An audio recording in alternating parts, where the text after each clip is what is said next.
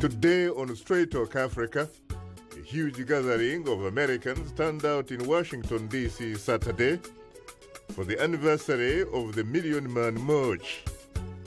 20 years ago, among those who attended that rally was a young African-American state senator from Illinois. Today, Barack Obama is President of the United States. That's coming up next right here on Straight Talk Africa.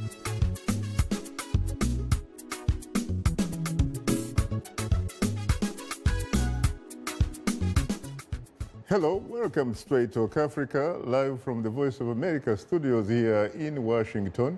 It's Wednesday, October 14th. I am Shaka Ssali. And hello, Shaka, and hello to all our viewers and listeners on the continent and elsewhere. I'm Amadou Diallo, your social media reporter. Today, we'll talk about the significance of the 20th anniversary of the Million Man March. And coming up later in our STA inbox, we'll share your thoughts on this important and timely topic through your emails, tweets, and Facebook comments. Hope you'll stay with us. Thanks, Mariama. But first, 20 years after the historic Million Man March, the turnout was smaller, but the spirit and message much the same. My colleague, Paul Cisco, has more. Tens of thousands, mostly African men and women, gathered at the National Mall in Washington, D.C. Saturday, waving flags, carrying signs, and hearing speeches. On the anniversary of the 1995 Million Man March, like 20 years ago, the call is for change in policing, social justice for black and minority communities, and equal justice under the law. On October 16, 1995, Reverend Louis Farrakhan, having organized civil rights groups and activists, attracted several 100,000 people to Washington to raise awareness of the many social injustices facing the African American community. At the time, African Americans faced unemployment rates nearly twice that of white Americans and a poverty rate of more than 40%. In 20 years, the percentage rate of blacks living in poverty in the United States has declined, but the unemployment rate of African Americans remains almost twice that of whites. Many of the same messages heard 20 years ago resounded Saturday. There needs to be a spiritual and mental awakening. That has taken place, and 20 years later, now we're poised, and the message is justice or else. So now it's going to be an economic, a physical, and a political awakening that will be taking place. There's still people dying in the streets, you know? We still have to do stuff like this, you know? We still have to chant Black Lives Matter. We still have to turn on the news every day and see another one of us dying in police brutality. 20 years ago, we did not have, as much as we today, have a pronounced sense of injustice experienced at the hands of the police. It seems that the past 2 or 3 years, that has just been a mainstay within our psyche. My son worries about when a police follows me. He worries about the images that beams across the television, and he's gotten to the point where he says when watching the news, again. The historic 1995 rally called on African American men to unite in betterment of themselves, families, and communities. This time, Native Americans and men and women of all races and faiths were invited to Washington under the theme, Justice or Else. Organizer Louis Farrakhan told the crowd, "We are still fighting for civil rights." There must come a time when we say enough is enough. Like the rally 2 decades ago, the goal for many attendees was to loudly call for justice in the wake of several recent deaths of unarmed African Americans by law enforcement officers. Paul Cisco, VOA News. Thanks, Paul, for that interesting report. Now, joining us here in our Washington studios are expected to be 2 distinguished guests. One of them is right here, Douglas Sloan, Executive Committee member of the DC NAACP. He's also the co-founder of the National Capital Strategy Group.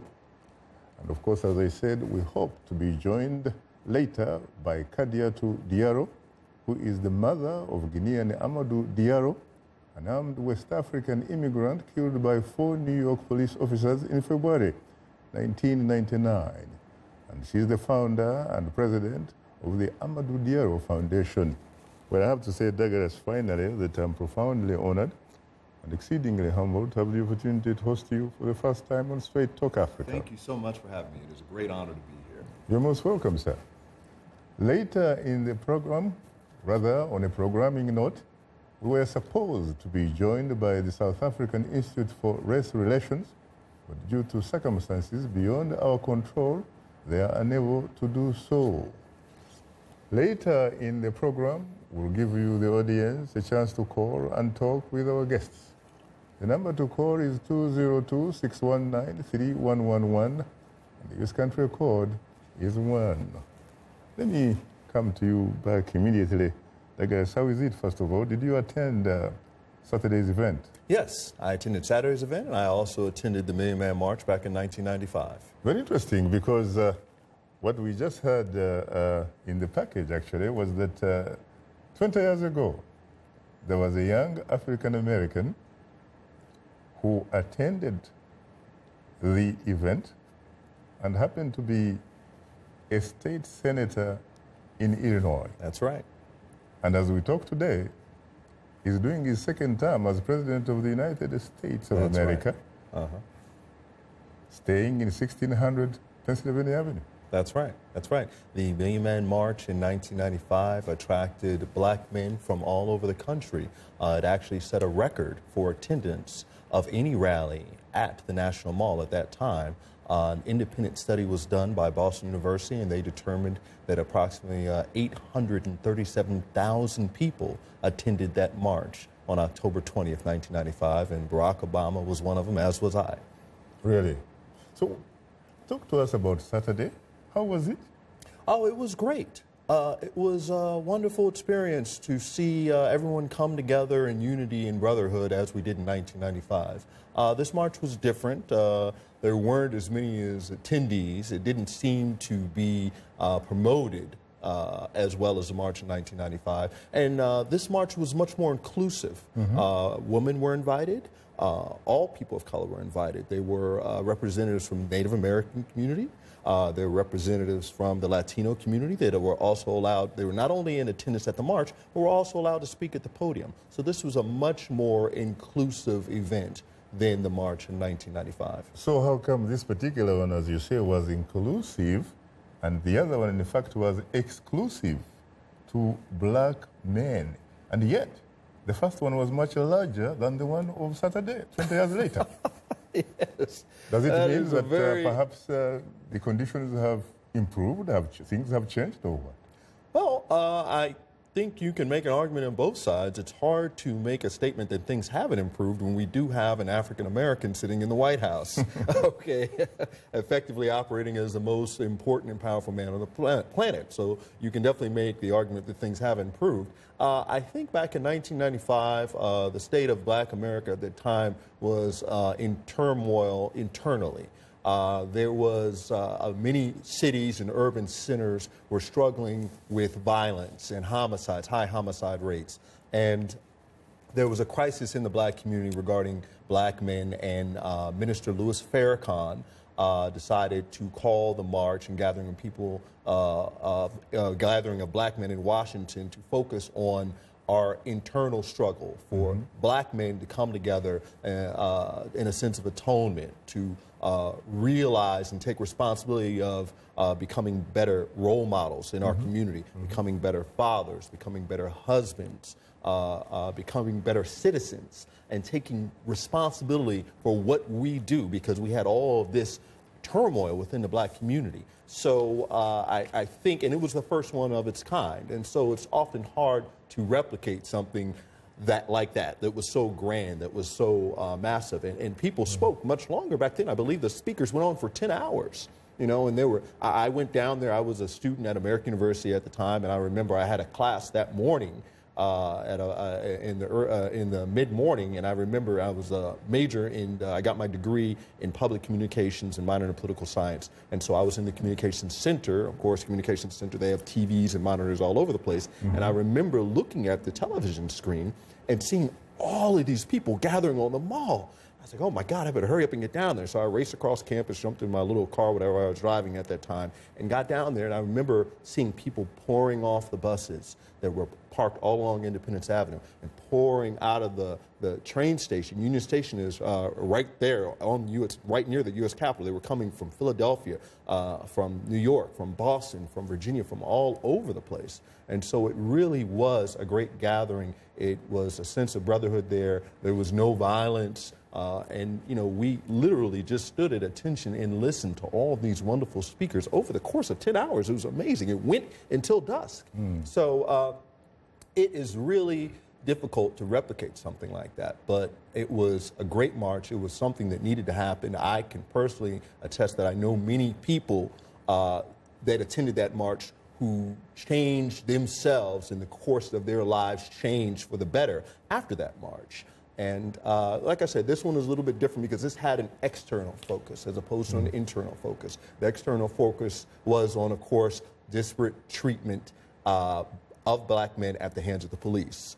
So regarding the Black Lives Matter movement. So a lot of this focuses on what can we do to address this, what is becoming a scourge of in the black community, you know, disparate treatment and violence against black males in particular at the hands of police. And they discuss different ideas to try to combat that issue that is very prominent in the black community. And to a lesser extent, it also addressed the issue of women's roles within the black community. So that was very good as well. You talked, of course, about how there have been changes in the last 20 years, and you gave the example of a black man occupying 1600 Pennsylvania Avenue. Arguably perhaps the most important political address on this planet Earth. But how do you respond to some critics who will say, yes, he may be in 1600 Pennsylvania Avenue, but really you're talking about cosmetic improvements here, cosmetic changes, that what is needed are fundamental changes. Well, a lot of people like to try and bring that up, and I am a staunch defender of President Barack Obama because in his position he has made a lot of changes to help black people. He's the first sitting president to address criminal justice reform. He visited a prison in the United States just a few weeks ago to tackle the issue of criminal justice reform. He also has addressed the issue of disparate sentences for minor drug offenses, putting non-violent felons in prison for long stints of time, and even that's bipartisan agreement on that issue. Even the Speaker of the House, John Boehner, spoke out against that. He is going to be releasing 6,000 people from prison that are non-violent drug offenders that got caught in that 3 strikes you're out rule. Then most of those people are black. He also started the My Brother's Keeper initiative, which is focused on young black males tutoring young black children to ensure that they're on the right path. He addressed issues regarding the zero tolerance policy in our public schools, where young black children are being suspended and expelled at higher rates than their white counterparts. He released some of the controls on the Department of Labor so that they can go after discrimination in construction industry and development industry to not just in different cities but around the country. So he actually has done a lot for black people in the country, not to mention his signature piece of legislation, which is Obamacare, the health care, which helps people of all races, but also has been a big help to African Americans in this country regarding health care. I think you're right, Deggars. The president has tried really to make some contributions. But then how do you explain these voices which keep talking about how Black Lives Matter? Well, again, that is an issue that, you know, I really can't say that it's a new issue, because we've been looking. You mentioned Amadou Diallo's mother, who is supposed to be joining us shortly, whose son was shot by New York police in the vestibule of his own apartment building, reaching for his wallet. He was shot 41 times. That is inexcusable. That is a horrible abuse of power by police officers operating under the color of the law. And as I recall, those officers were not prosecuted. I think 2 of the officers did leave the force, but I think the other 2 officers are still in the force, which is just horrible. So it's not a new problem, but it is a problem that has been brought to the forefront because of the advent of social media and everyone having smartphones like this one here, where it come with video cameras and it come with different photos that you can take advantage of, or rather still shots you can take advantage of. So the fact that everyone has a camera on them now, we are now seeing a lot of these disparate treatment and violence against black males by the hands of the police. And, you know, social media is helping to get that out to the public, the waiting masses, through Facebook, through Twitter, through Instagram. So now we're seeing all this stuff that was likely happening in the dark beforehand. And, you know, it's a good thing, but at the same time, it's an issue that we definitely need to address, and it's not something that's new, that's just been happening since Obama's there. It's just now that we are more aware of the problem. Interesting. Now we'll pause for a short break, and would like to remind you that Straight Talk Africa is now on the social networking website Twitter, and we are tweeting live. Follow us at VOA Shaka, that's VOA Shaka, and join in on today's discussion with your questions and comments. Don't forget to use the hashtag VOA Justice or Else. And we are still on Facebook. Just enter the keyword Straight Talk Africa, become a fan, and connect with other friends of the Voice of America. We'll be right back with you, so please don't go away. This year's march comes following the deaths of several unarmed black men at the hands of white police officers from Ferguson, Missouri to New York City. On October 16, 1995, an estimated 1 million black Americans assembled for a peaceful rally on the National Mall in Washington, D.C. to demand justice from the U.S. government. On Saturday, October 10th, thousands of black men, women, and children converged once again on the National Mall in Washington, D.C. to demand justice from the U.S. government. This year's gathering commemorated the 20th anniversary of the so-called Million Man March, the large peaceful rally of black men inspired by leaders in their black community to take responsibility for their lives, families, and communities.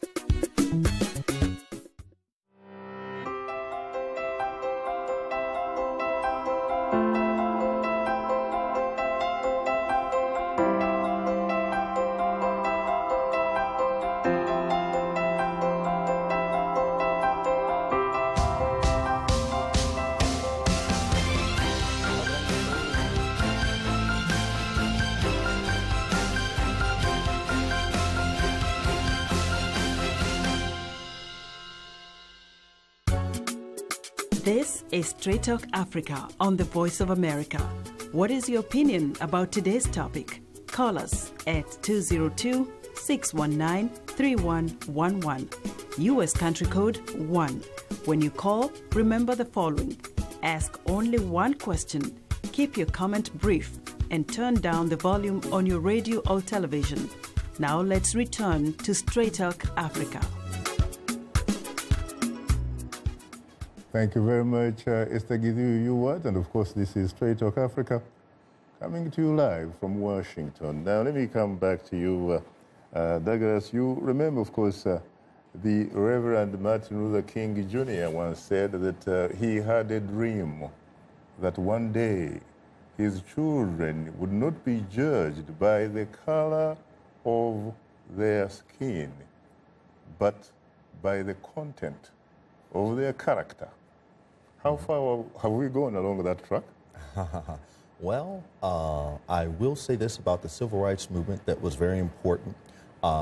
It was very organized, and through the civil rights movement, we were able to get laws enacted, like the Civil Rights Act, that protected the interests of African Americans and other people of color in the United States.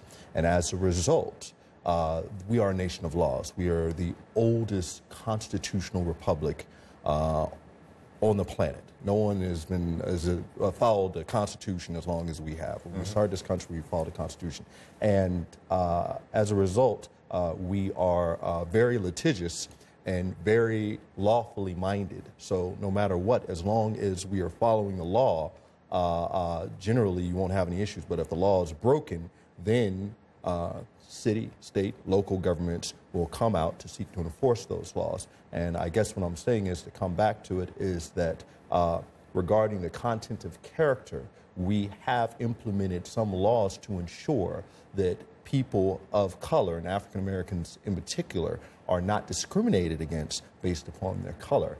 And really the only issue that we are running into now is ensuring that those laws are enforced, and ensuring that when discrimination arises, that it is reported dutifully to the law enforcement officials, and that those that have been discriminatory and engaging in discriminatory practices are prosecuted to the fullest extent of the law. So have we gotten past the issue of racism? Of course not. But the fact that we are a country and a nation of laws, and we do have laws on the books to prevent such discrimination, has brought us a long way, and has allowed for many people of color, African Americans in particular, to move forward and excel in this country. Perfect example being Barack Obama. The highest law enforcement official in the land now is Loretta Lynch, a black woman. Before that, it was Eric Holder. That is correct. But then how do you explain or how do you reconcile some of these contradictions, frankly? Because look at Ferguson. Right. Mm-hmm. Look at Missouri. Look at Baltimore, New York, and you name it. How do you explain that? And look also at the disproportionate percentage of African Americans who make up the majority of the people in prisons, in jails around the United States of America. Well, let me address the first one, the first issue regarding explaining a city like Ferguson, Missouri. Quite frankly, it is incumbent upon the citizens, the black citizens in Ferguson, Missouri, to become involved in the democratic process. Ferguson is a majority black city, I understand. I think they're at about 59%, 60 or 62 or 63% black. There is no excuse for there to be white mayors and white majority city council when you have a black majority city. At that point, it's just a matter of black people becoming involved in the political process, ensuring that they are getting out, that they are involved in issues that affect them, that they are registered to vote, and that they are voting for people that will best represent their interests in those legislative bodies that create the laws by which they all have to live by. In Ferguson, that wasn't the case. I think they had like a 10-member city council, and there was only maybe one black person. I don't recall the numbers. It was like 1 or 0 black people on the council. Now that has changed. Since Ferguson, they have a Black Lives Matter movement. They did a great thing. They went out there and registered people to vote. If you want, this isn't a monarchy. This isn't a dictatorship.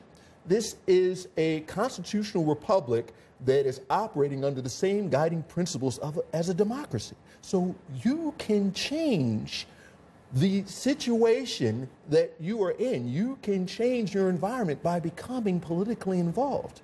And it's important, it is critical that we impart that message to African Americans living in these cities where they are feeling oppressed by an oppressive minority in these cities, like in Ferguson. You really can't say it about Baltimore and New York, because those, in Baltimore, they do have black city councilmen and black mayors. Correct. Black mayor. Yeah, a black mayor. But in particular about Ferguson, you know, they have to get in there. Everybody should register to vote. There should be a majority black city council, and there should be a black mayor. And then they should have a black police chief. And then if they have blacks in position of power, they will find that they are much less likely to face discrimination and have those problems and issues. Now, I'm sure if you're out there, if there's crimes being committed, the police are going to enforce the law. But you are at a much, much lower likelihood of facing discrimination at the hands of black people, obviously. I think, of course, you effectively succeeded in explaining some of the things that needs to be done. But how do you, for example, explain the fact that you have a black mayor in Baltimore, you have people voting in droves in New York City, but you still have problems, especially from the police? Well, is it something about police behavior, culture? What is it?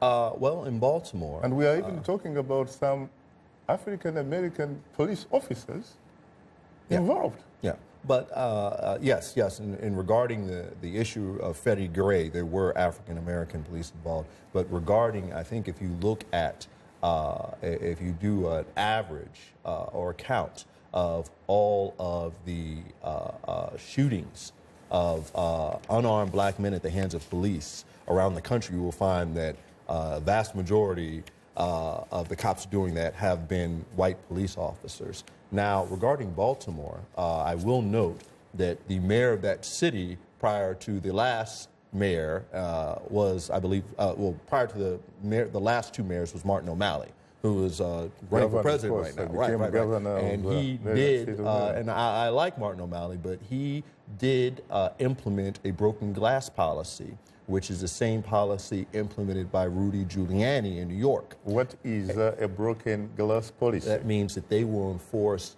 every little issue or law on the books. Spitting, broken glass, jaywalking, any little infringement of the law will be enforced.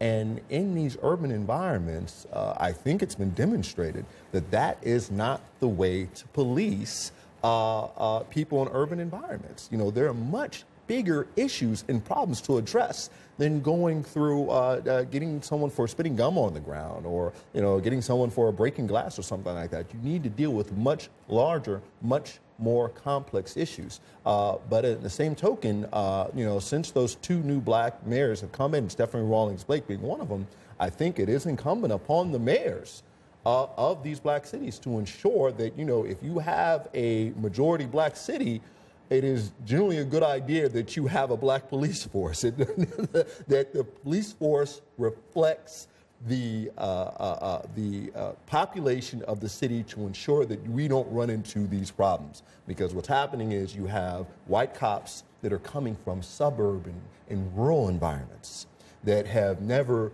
had to live or deal with people in urban environments, much less deal with black people, and they are just reacting in the wrong way.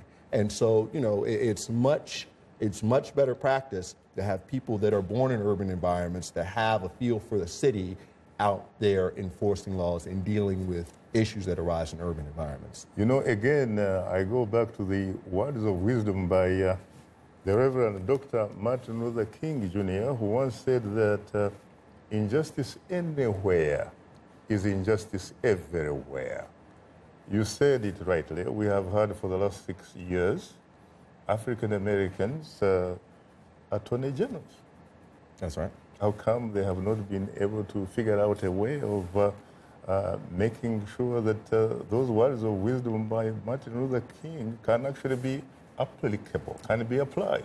Well, and again, Barack Obama and Attorney Eric Holder and now Loretta Lynch have been doing a yeoman's job in terms of implementing laws and practices that are going to filter down. But you also have to understand that Barack Obama is the first black president in our 250-year history, 300-year history since George Washington came on board.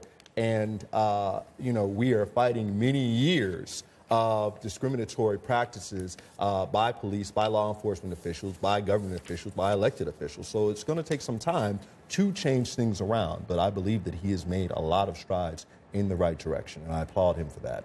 Very interesting. You are tuned into Straight Talk Africa. We'll have more of a discussion in a moment. But first, here is Mariama Jaro. Take it away, Mariama. Well, thanks, Shaka. Still to come, we'll reveal some of the feedback we've received from our audience through social media. But now, here is our letter of the week from a Straight Talk Africa Facebook fan who responded to our question of the week. Felix Toria Singura from Kabale in Uganda writes, the best answer should be creation. How many creators do we have? Only God. Are we in his image? Yes. So racism and injustice are not godly. We have a moral obligation to do to others what we want them do to us.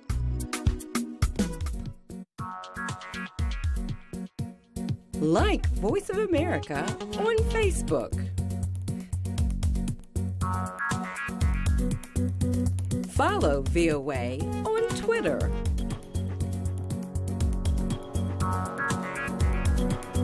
Join VOA on our YouTube channel. Like, follow, join VOA. This is Straight Talk Africa on the Voice of America. Call us now with your questions and comments. The number is 202-619-3111 and the U.S. country code is 1. Call us direct and we'll call you right back. Remember to turn down the volume on your radio or television and keep your comments brief. Now back to Straight Talk Africa. Thank you very much, Esther Gideon, and welcome back to Straight Talk Africa, live from Washington. Once again, it's time to bring in my colleague and media reporter. Take it away again, Mariama. Well, thanks, Shaka. Tens of thousands of people gathered over the weekend on the National Mall in Washington, D.C. to mark the 20th anniversary of the Million Man March under the theme of justice or else. Men and women of different races came to the U.S. Capitol to make demands of their federal lawmakers for equal justice under the law and to address the violence that is gripping many black communities. Well, this leads us to our question of the week, which asks, 20 years after the Million Man March, what is the most viable way to confront racial inequality and social injustice? Well, thanks for using all our social media platforms to communicate to us. We'll start with your tweets. And let me just remind you that we are tweeting live today. Just use the hashtag VOA Justice or else. And if you haven't yet, please do follow us on Twitter at VOA Shaka. And speaking of it, let's go to a tweet from P. Sambatia, who writes, yes, I do believe that protests can bring a change, even if the changes haven't been put in place at that time when the government looks in. Not sure really what he's saying here, but maybe he means even when the government basically opposes it. Oh, well. Let's look at another tweet from Ade Weslomo, this time, who writes, I was bitter about the racial activities over there, meaning in the United States, these days. I really think it serves a good platform to speak out to the world. Well, I think we're going to go now to a Facebook comment from Dr. Lugano Wilson from Dar es Salaam in Tanzania, who writes, the U.S. government must reenact strict and serious punitive laws against racist individuals such as life incarceration or capital punishment if found guilty. It's unfortunate that racism does not seem to be considered a serious crime. Above all, we are all dumbfounded when it's revealed that police officers are among the perpetrators of such anachronistic racist acts. Well, pretty strong statement there. Your take, Shaka. Thank you very much, Mariama. How do you react to that, Douglas? I think that regarding some of the violence that we're seeing at the hands of police, again, I think that it's always been there. It's just a matter that now it's cataloged with the advent of social media. And I think that the Black Lives Matter movement has done a great job in terms of addressing that issue and bringing it to the forefront. They've engaged in protests nationwide. There was a question regarding the Black Lives Matter movement in last night's Democratic presidential debate, and all the candidates had to answer it. So it's obviously a movement that has taken root, that is moving forward, and that is dealing with some of the issues that we're facing and we're dealing with regarding disparate treatment of blacks at the hands of the police. But how do you explain the fact that when you look at industrial countries around the world, we can talk about Canada, which is north of us right here, and you compare and contrast with the behavior of the police and the manner in which they are armed, as if, in fact, they were at a war with enemies from another country. Agreed. The type of weapons. Mm-hmm. So, well, it's unfair to compare Canada to the United States. And I say that because the United States is very different and very unique. This country is fueled with testosterone and aggression. We always have been. But people are people. Why not use rubber bullets? Oh, I agree regarding that in terms of the police need to be demilitarized.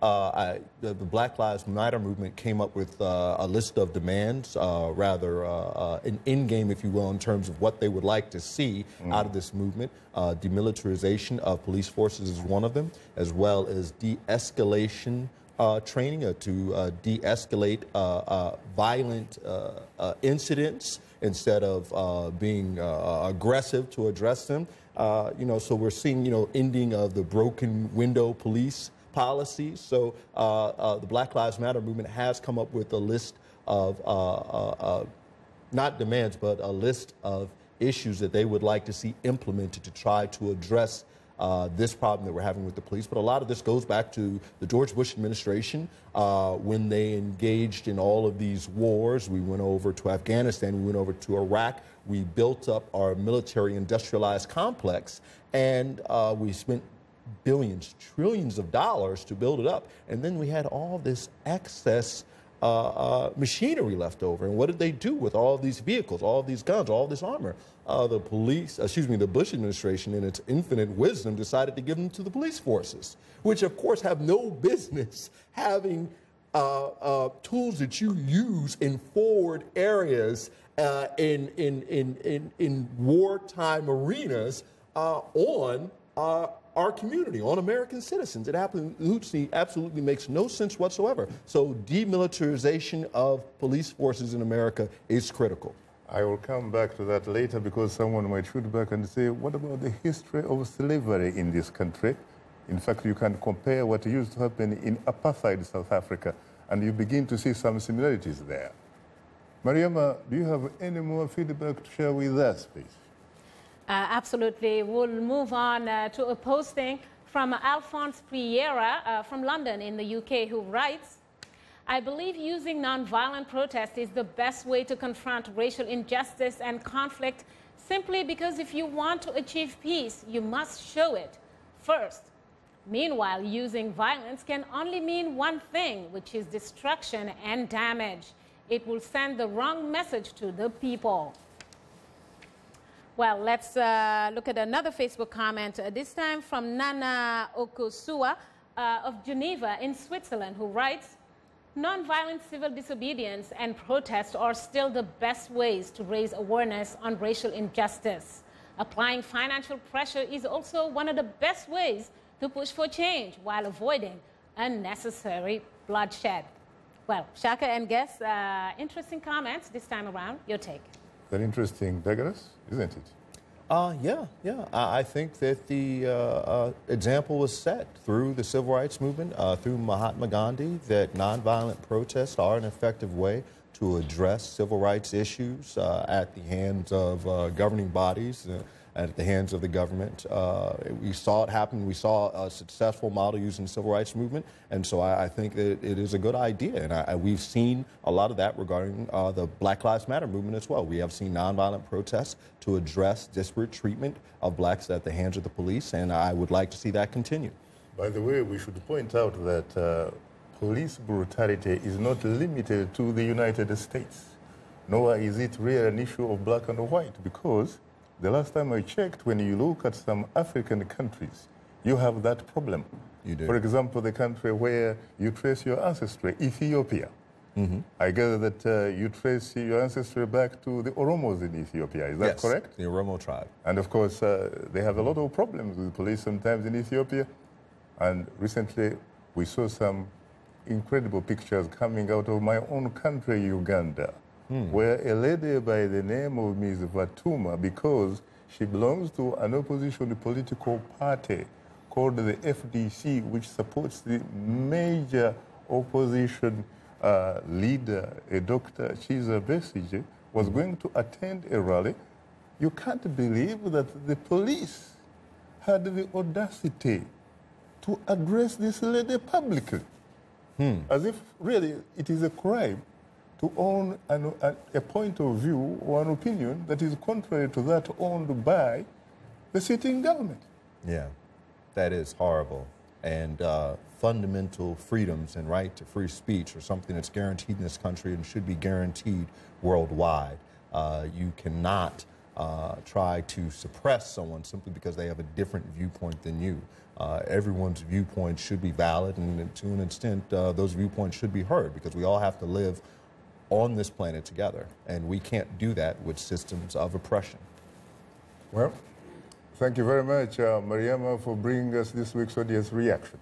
Well, that will do it for today's social media segment. Just a reminder that we appreciate all the feedback, whether it's in social media form or using other means to communicate to us. Please keep them coming. If you are a new fan, just drop us a line at africatv@voanews.com. Once again, our email address is africatv@voanews.com, or post your comment on our Facebook page. Just enter the keywords Straight Talk Africa. Be sure to visit us online at voaafrica.com, or you can join our YouTube channel. Sign up to VOA TV to Africa and follow us on Twitter at VOA Shaka. Another reminder that the show is streaming live every Wednesday. Just go to the VOA Straight Talk Africa TV program page on our website, or simply watch us live on your mobile device. Just download the VOA mobile app. Well, now let's take a look at what's on tap for next week's program. Next week on Straight Talk Africa, we'll look at the upcoming elections in Africa. We'll also consider what makes an election credible to the extent that it reflects the will of the people.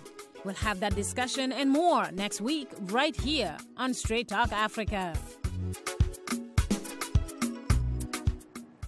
Welcome back, and today we are talking about the significance of the Million Man March 20 years later.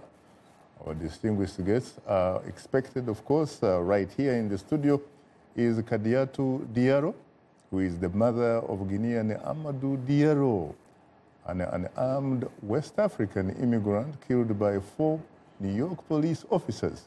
And she's the founder and president of Amadou Diallo Foundation.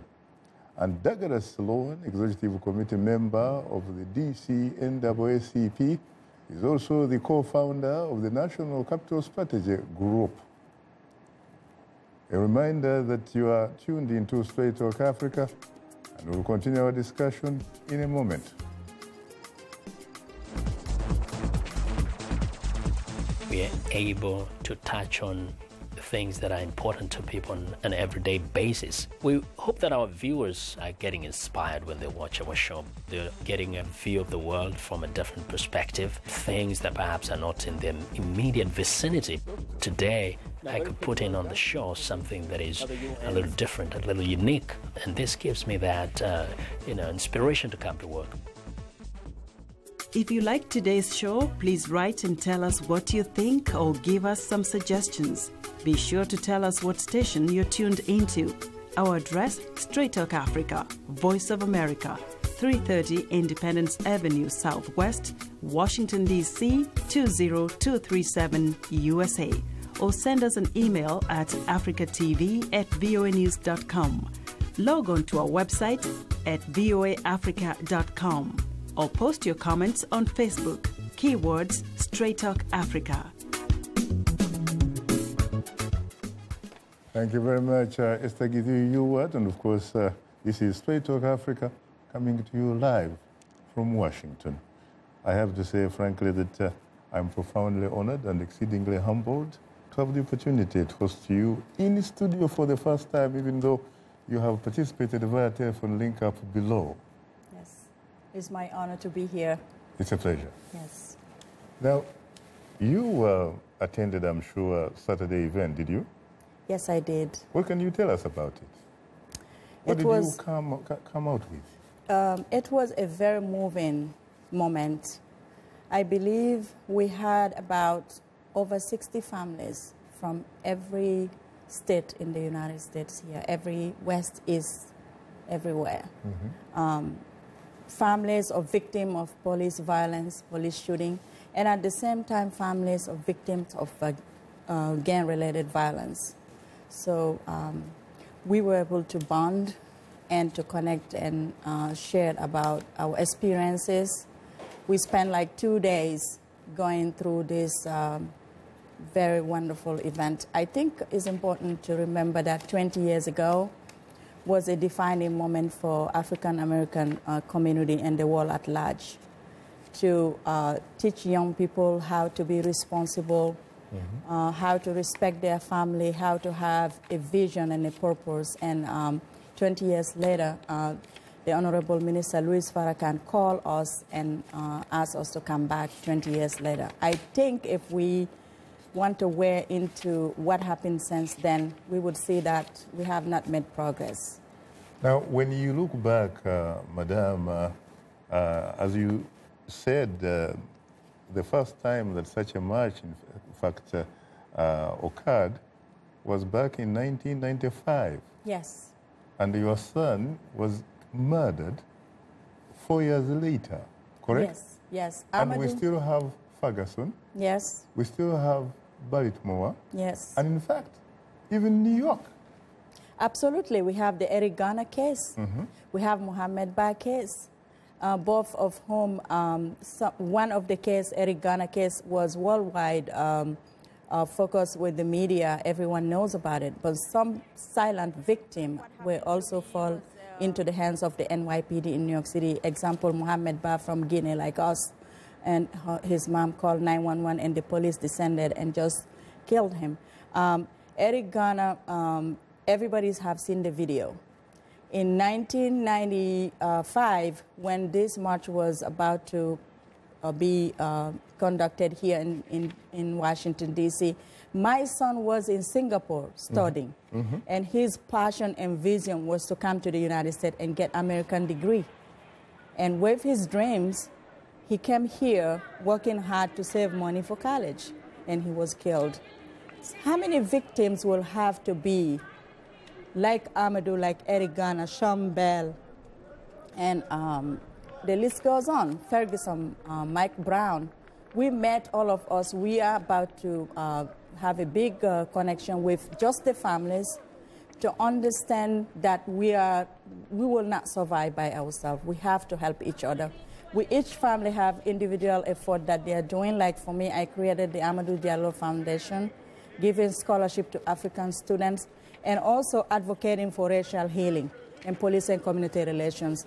And I know my brother here also been involved in this very nice organization, because each one of us have to do what we need to do in order to improve the condition of our human family. Black life matters, all life matters, but we are not there yet. We agree, of course, that there have been some reasonable improvements since, of course, 1995, especially because there was a young African-American man who was a state senator in Illinois, who happened to be attending that event of 1995. And that man, Barack Obama, as we talk, is the occupant of 1600 Pennsylvania Avenue. Yes. And we do have an African-American woman. First lady. Who is the first lady. We do have an African-American lady who is the Attorney General. At the Justice Department. So what is needed, really? Why we are not having, why still we're lagging? We want to celebrate this success. We want to celebrate the president. We want to celebrate the first lady. We want to celebrate our Justice Department Attorney General. But in our own silent pain, we are wondering what needs to happen in order for our youth to be able to pursue their dreams without being harassed, without being profiled, and so they can pursue their, their success. But it's not happening. Why? I think it has to go back to individual responsibility. Individual responsibility in our homes, in our churches, in our mosques, in our synagogues, everywhere. Because this generation right now, you see how they are galvanized and they are involved in the Black Lives Matter movement. We need to channel that energy and have them to do something positive. Because in the end, we are all into the same vacuum. We have to survive. Well, I guess that we have to go to the lifeline of the show, which are the telephone callers. Good evening, Patrick from Nigeria. You're most welcome to Straight Talk Africa. Good evening, Mr. Shaka. Good evening, our guest. My name is Okora for Patrick of Amachuku in Nigeria. Madam Diallo, yes. Madam Diallo, yes. I want to find out from you what is happening in America today had happened years back. Why is this still happening today?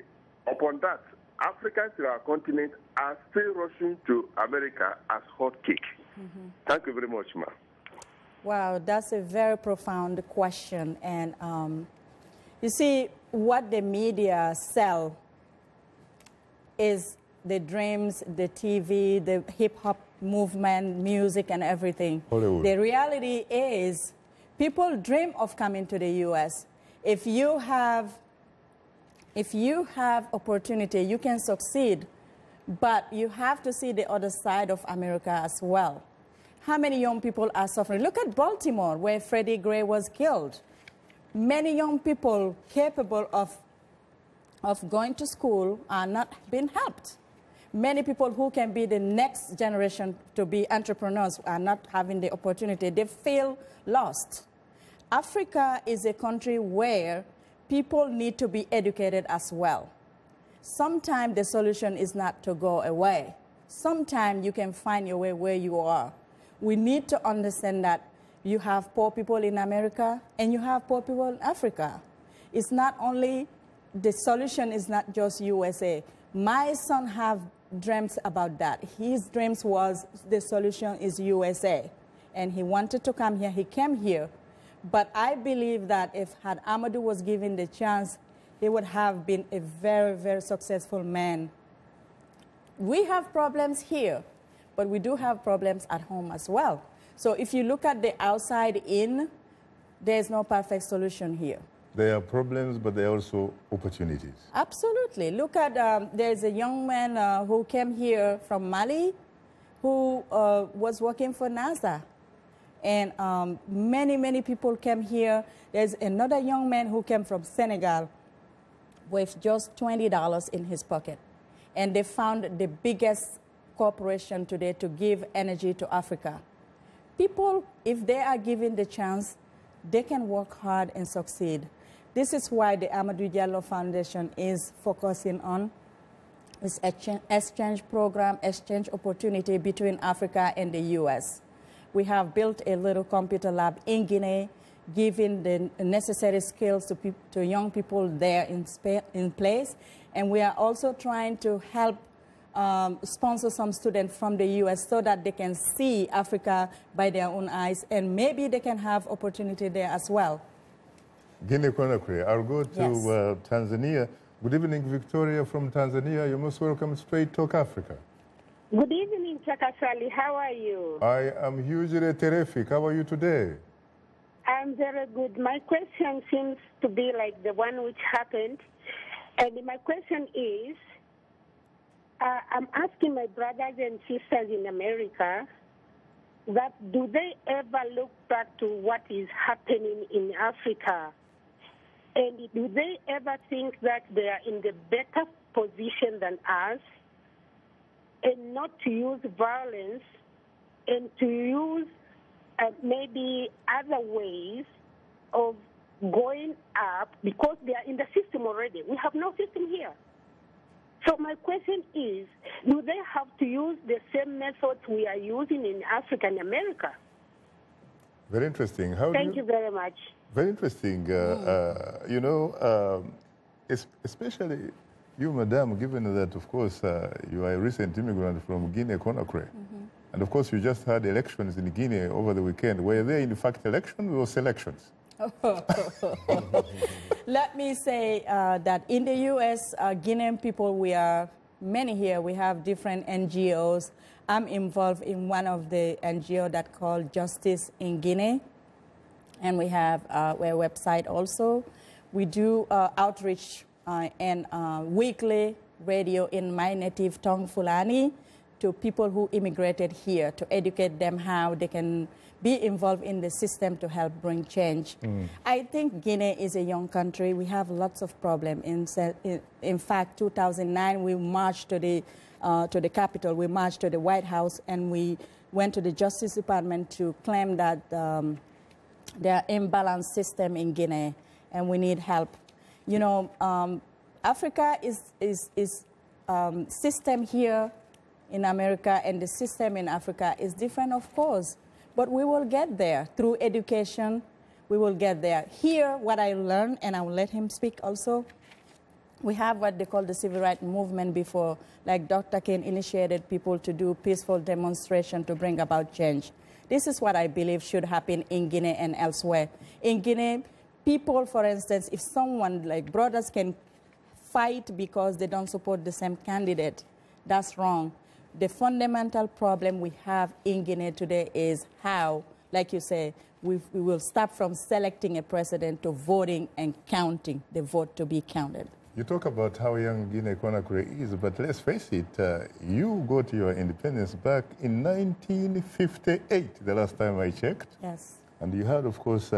That's still pretty young. Well, you know... Considering us, we're 17, You had the great Sekou Touré who said no to the go. Yes, and we became very proud. In fact, it's in my book, My Heart Will Cross This Ocean. We talk about how we used to be proud, and we tell the French people, yes, you should go, we can be, you know, the revolution. You know, Malcolm X? Oh, yes. Sekou Touré was his idol.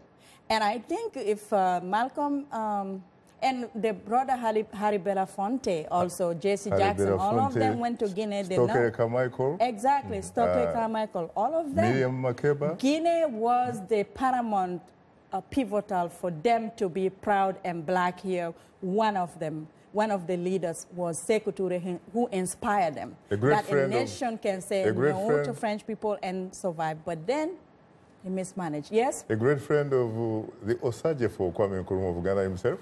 Yes, very absolutely. interesting. But at the same time, Guinea also, frankly, seems to be like one of the capitals of dictatorship right now. Let me tell you this. I'm pleading anyone who is watching our show right now, because it's Africa Talk Live. Guinea is in the verge of civil war. If I heard that tomorrow we're having civil war, I will not be surprised. We need to stop this. Really? We do not want Guinea to become like Rwanda. Like Rwanda? Yes. You know what is going on, of course, in Burundi. Yes. You know, I'm sure you've been following what is going on in Uganda. Yes. Have you seen the police undressing a lady? Oh. You know, I think that one of the ways that she said that Guinea is not there yet, but the United States of America, again, is a constitutional republic. We're a nation of laws. We're based on that Constitution. And because of that Constitution and all the unalienable, unassailable rights granted to U.S. citizens under that Constitution... Apartheid South Africa would have told you exactly the same thing. Well... This place is a little different because it guaranteed the Constitution and all the amendments to the Constitution guaranteed fair and equal rights for all. And then the Civil Rights Act also guaranteed there would not be discrimination against people of color. And this didn't happen until the Civil Rights? Well, regarding the discrimination. In the 50s, really, almost at the same time as when a lot of African countries themselves also gained independence. Well, unfortunately, time happens not to be our best ally. On that note, thanks to our distinguished guests, Kadiatou Diallo, the founder and the president of the Amadou Diallo Foundation, the mother of a slain Guinean immigrant killed by 4 New York police officers in February 1999, and Douglas Sloan, executive committee member of the DC NAACP. Thanks to our affiliate stations, along with our viewers and listeners, we thank you for tuning in. For many of our Voice of America radio affiliates, Learning English is coming up next. And tomorrow morning, it's Daybreak Africa with James Bate. On behalf of the Voice of America, thanks for tuning in to Straight Talk Africa. In the meantime, get better, not bitter Africa. And please remember to keep the African hopes alive.